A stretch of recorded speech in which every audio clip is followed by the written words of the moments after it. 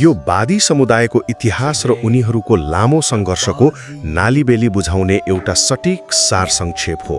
कुनै बेलाका सम्मानित कलाकारहरूलाई समाजले कसरी देह व्यापारीको गलत त्याग भिरायो र उनीहरूको न्यायको लडाईँ आज कहाँ पुगेको छ भन्ने यथार्थ मज्जाले देखाउँछ। पहिलो कुरा, इतिहासकै पाना पल्टाएर हेरौँ है त।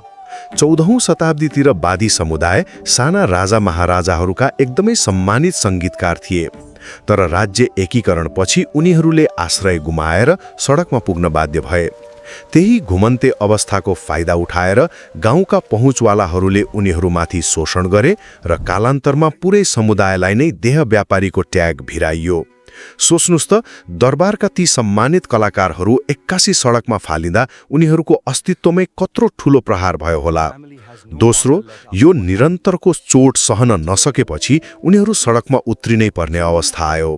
आफ्नो अधिकारका लागि 2064 सालमा उमावादीको नेतृत्वमा महिलाहरूले सिंहदरबार गेटमै ऐतिहासिक अर्धनग्न प्रदर्शन गरे। 48 दिन लामो आन्दोलनपछि बल्ल आमाको नामबाट नागरिकता दिने, अपमानजनक थर हटाउने र समुदायलाई यौन शोषण मुक्त घोषणा गर्ने ऐतिहासिक सहमति भयो।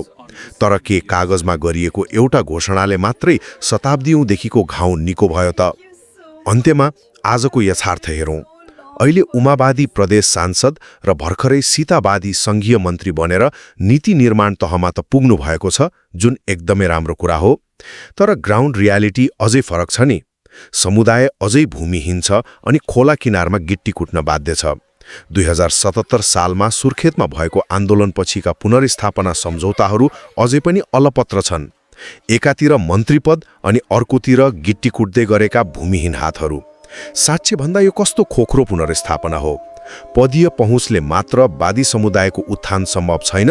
यसका लागि राज्यको इमान्दारिता र समाजको हेर्ने दृष्टिकोणमै आमूल परिवर्तन हुनै पर्छ।